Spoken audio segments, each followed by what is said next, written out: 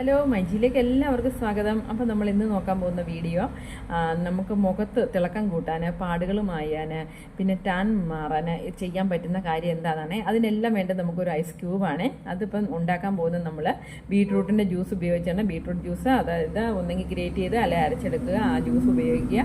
ആ ജ്യൂസ് നമ്മൾ ട്രെയിൽ ഒഴിച്ച് വെച്ച് ഐസാക്കിയതിന് ശേഷം ഫ്രീസ് ചെയ്തതിന് ശേഷം നമ്മൾ അതിൽ ഒരു പീസ് എടുത്ത് മുഖത്ത് റബ്ബ് ചെയ്യുക. മുഖത്ത് റബ്ബ് ചെയ്യുന്നതിനൊപ്പം തന്നെ കഴുത്തിലും കാതുകളിലും റബ്ബ് ചെയ്യണം. റബ്ബ് ചെയ്ത് ഒരിക്കലും അത് ഉണങ്ങാൻ സമ്മതിക്കരുത് കേട്ടോ. അതായത് അതിൻ്റെ ജലാംശം ഉള്ളിലേക്കൊന്ന് വലിഞ്ഞ് കഴിയുമ്പം തന്നെ നമ്മൾ വാഷ് ചെയ്യണം. പ്ലെയിൻ വാട്ടറിൽ വേറെ ഫേസ് വാഷ് സോപ്പ് ഉപയോഗിക്കരുത്.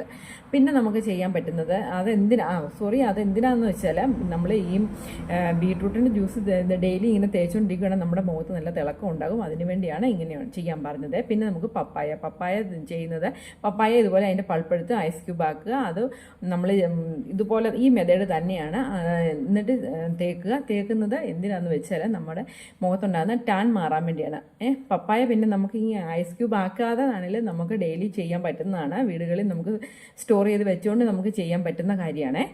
അപ്പം നമ്മുടെ ടാൻ മാറും പപ്പായ തേച്ച്. പിന്നെ നമുക്ക് ഗ്രീൻ ടീ നമുക്ക് തിളപ്പിച്ചാറിച്ച് ആ വെള്ളം നമുക്ക് ഇതുപോലെ തന്നെ ഐസ് ക്യൂബ് ആക്കിയതിന് ശേഷം നമുക്കത് ഫേസിൽ ഇതുപോലെ തന്നെ റബ്ബ് ചെയ്യുക. ഇത് ഗ്രീൻ ടീ ചെയ്യുന്നത് എന്തിനാണെന്ന് വെച്ചാൽ നമ്മുടെ മുഖത്തുണ്ടാകുന്ന കറുത്ത പാടുകൾ മാറാനാണ്. എല്ലാവരും ഈ പിമ്പിൾ വന്നു കഴിയുമ്പോൾ നഖം വെച്ച് കുത്തിപ്പൊട്ടിക്കുമ്പോൾ പിന്നെ പാടായിട്ട് അവിടെ കിടക്കും.